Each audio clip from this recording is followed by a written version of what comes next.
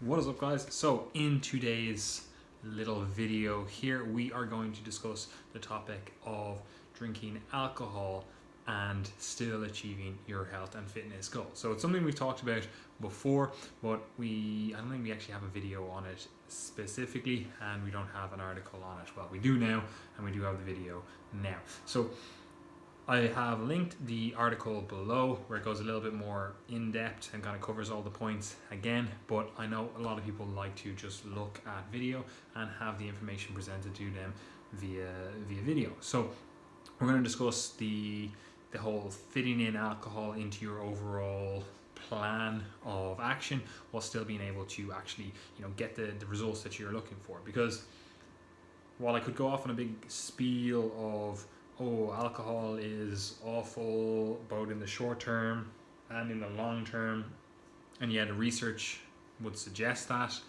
realistically at the end of the day you have to factor in the human element of it all. And good or bad, we do have a lot of socializing, a lot of events, a lot of life that does revolve around drinking, or at least being in the presence of other people drinking. So you have to know how to navigate that environment while being able to stay on track with your goals, whether they're aesthetically minded, you're whatever, trying to transform your body, whether it's performance minded, whether it's health minded, whatever it is. We have to be able to navigate the world, the environment, and still stay on track with our overall goals, right? So how do we go about that? Well, first of all, alcohol obviously contains calories. So you have to look at your week, look at your day, the day you're planning on drinking, and somehow factor in those calories. So generally what I recommend to my clients, recommend to the people that ask me, about drinking, and what I'll recommend is preemptively tracking the alcohol you're going to drink. Now obviously this isn't a foolproof method because you're probably going to drink a little bit more than you expect, and obviously you can't always fully account for everything you're going to consume.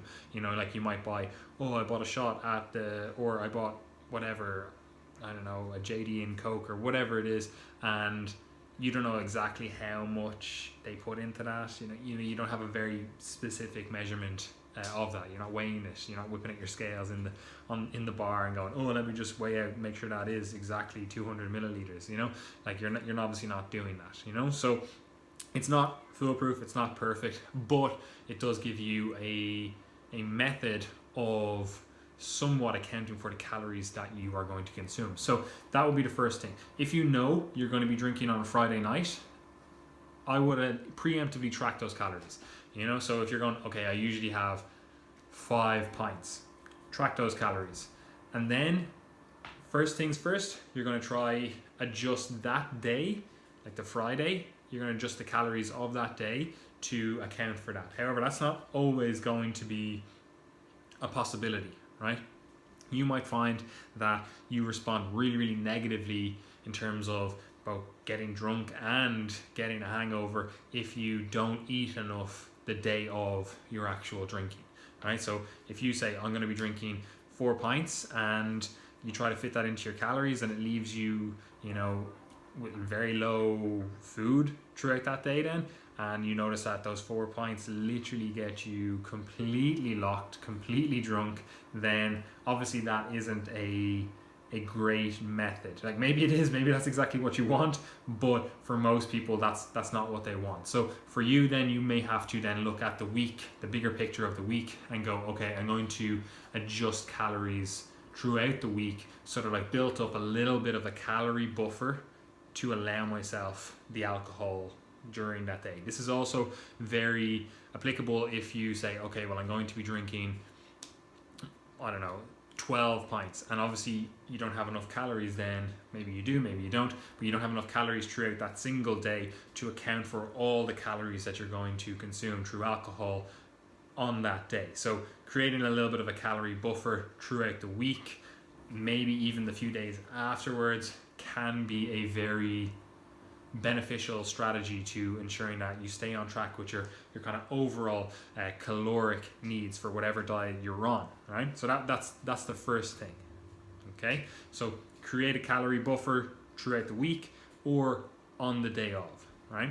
The next thing then is you want to make better alcohol choices. And what I mean by that is not like, oh, here's the brand I recommend. I mean, look at the calorie content and assess your response to different types of drinks. So obviously if you go, I'm trying to lose weight or I'm trying to perform well or whatever it is, you want to look at the alcohol content, the calorie content of the different drinks you are going to then consume, and then obviously make a better choice based on what's available to you. Like, so if you know that, okay, it takes X amount of pints, we'll say 12 pints to get you drunk, and that's what you're aiming for, that the caloric load of that is probably not going to be conducive to your overall health and fitness goals, or staying on track with your overall health and fitness goals. Okay, so maybe switching to something like like spirits or something, maybe vodka. That might allow you to save quite a chunk of calories, but still get as drunk as you want to do. Now, obviously, again, as I said at the start, this disclaimer: it's not good chronically, and it's not good short term to be going out and getting drunk and whatever else.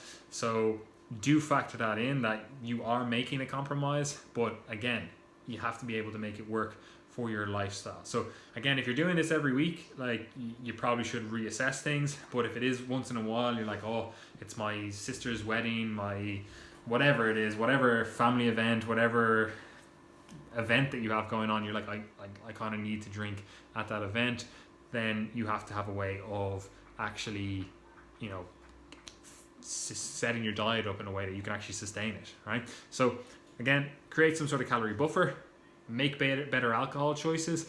Next thing then is make sure your priorities are aligned correctly.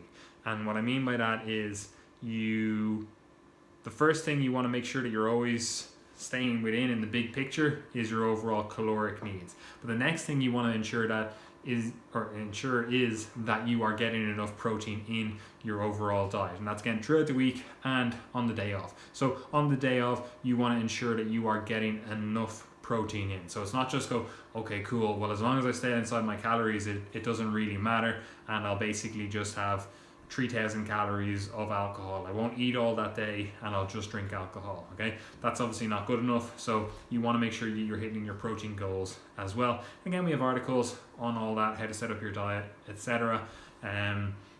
So make sure your diet is set up correctly first, and then again, you want to keep the big picture, keep the calories in mind, and then also keep in mind that you want to hit your protein targets. Then you can start focusing on, oh, well, maybe I want to prioritize a little bit more fats, or maybe I want to prioritize a little bit more carbs.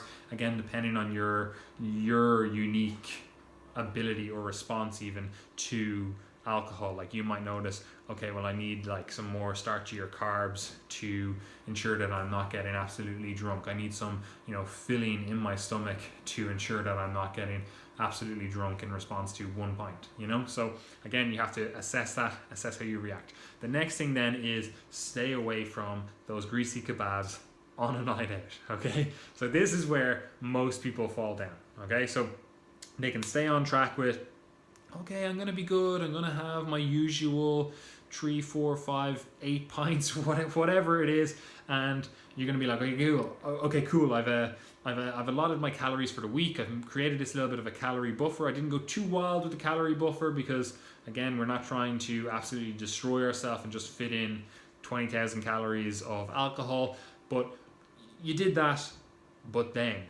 you literally finished up in the club, it's 2, 3, 4 a.m, whatever it is, and you're walking home, you're walking to get a taxi, and again, you see that lovely kebab shop, and you're in there, and you just downed 4, 5, 6,000 calories in 10 minutes, and that's where most people do the damage in terms of their overall ability to sustain a calorie restricted diet or a macronutrient control diet or whatever it is, their ability to stay on track. That's where people are doing the major damage in terms of calories. that greasy kebab the night of, you know. So if you can, I know obviously you will be probably drunk at this stage, but if you can, stay away from those fast food outlets. Okay, so that's a big one. The next thing is, as I said before, planning ahead with your overall calories. This also involves planning ahead the day after. Okay, so you need to ensure that the day after you have a plan of getting back on track, whether that involves going for a walk early, trying to get yourself over that hangover, hydrating, doing whatever. But again, important with the context of the diet, also having your diet planned. Okay, because what loads of people do is they'll go, yeah, okay, cool, I made this calorie buffer, I planned ahead, I did all that, and then they wake up the Saturday morning after that Friday night and they feel like absolute crap, right? So they stayed away from that greasy kebab the night of, and they're going, yeah, I'm really successful with that. But then they wake up the next morning, pounding headache, feel like absolute crap, and they're like, let's just go to McDonald's, KFC, whatever it is, and they just order everything in sight, right? So again, that's obviously going to pull you off track with your overall caloric, macronutrient targets, etc., and it's not going to be conducive to your health and fitness goals. So the next thing then would be to ensure that the day after you have some sort of plan of attack with getting back on track with, you know, exercise, whether it's literally just going for a walk, trying to get some fresh air, clearing your head, and then also the diet. Again, you might include the day after with some sort of caloric restriction, keeping that buffer going. Again, we don't want to be too aggressive with that. We've written an article on that as well, the calorie buffer trap. So again, read that article. But you know, you might go, okay, I'm cool, I'm going to drop calories by about 500, but you still want to have some sort of plan of attack for the day after, and that involves usually having your meals planned. That you can have them cooked ahead of time. That would be even better because they're right there, they're ready to go, and you don't have to think about it at all. You don't have to prepare food, which again, you probably feel like crap, so you're like, oh, I just need it right now, and you're less likely to do it. But also it allows you to ensure that you stay on track with your overall calories and macronutrients. And this is not the time to be going, oh yeah, I'm going to try that new curry recipe that I saw on Pinterest or whatever.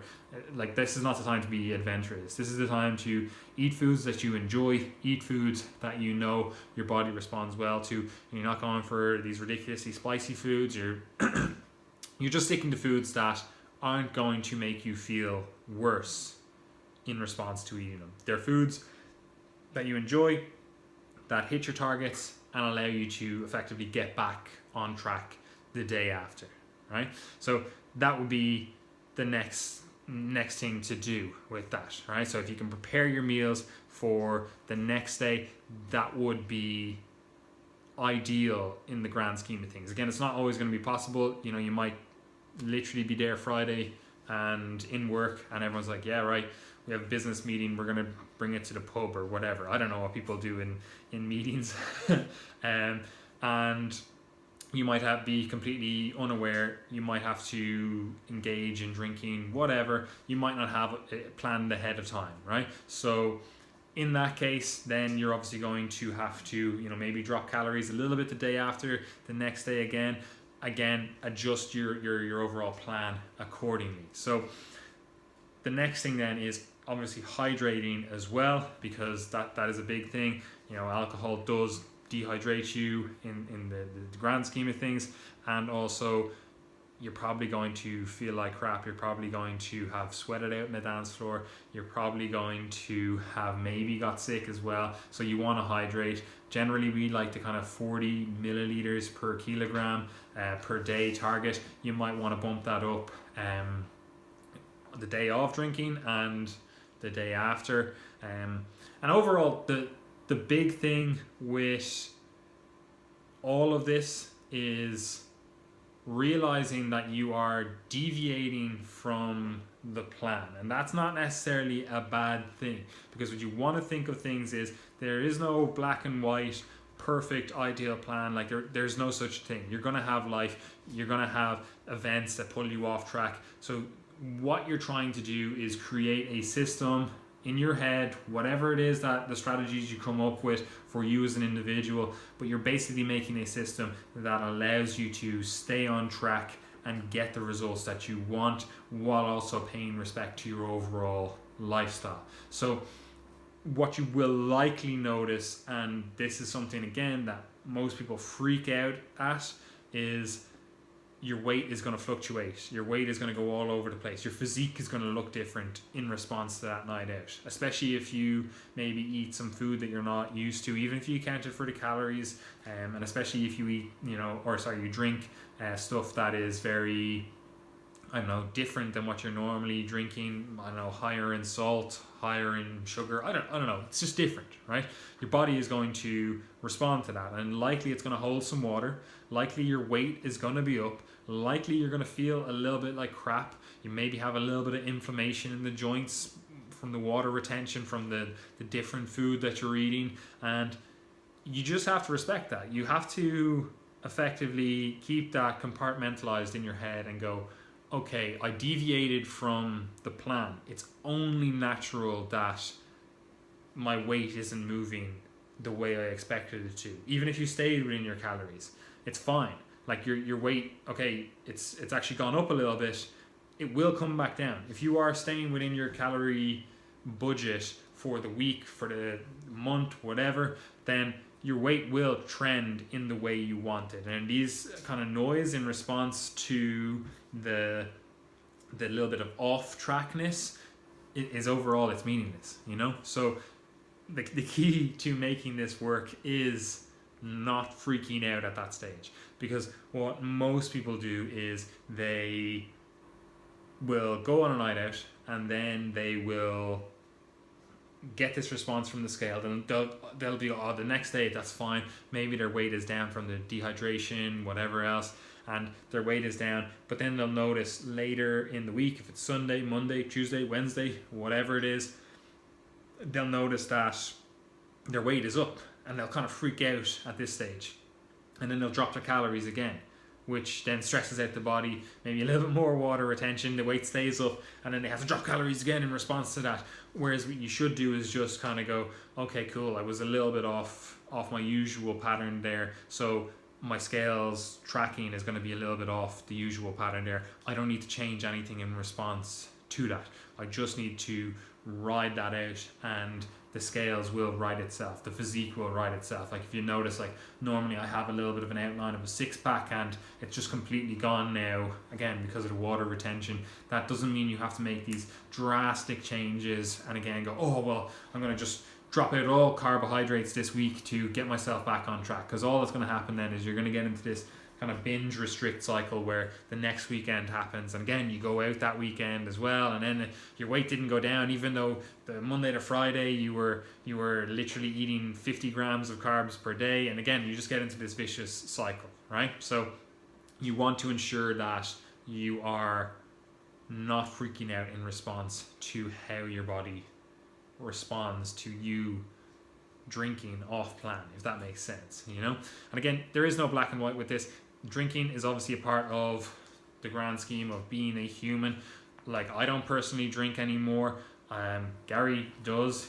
Again, alcohol can be fit into your daily plan. It isn't necessarily a healthful food, but that doesn't mean that you can't have, a bottle of beer with your dinner or a glass of wine with your dinner. It's perfectly fine. Again, once it's accounted for, once you understand that it has these effects on the body and you just deem them to be fine, you're like, that's cool. I actually want the intoxicating effects. I actually want the, relaxing effects, whatever it is. Once you are aware of the effects and you are aware of the effects on your body and how your body composition, how the feel of your body might change day to day as a result, then you can make more informed choices about how you can fit this into your overall diet, as a whole. So again, read the article.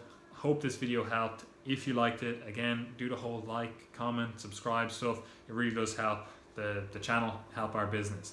As always, guys, if you do have any questions, you can submit them below in either the comment section or you can submit them on the forum that is linked in the description box.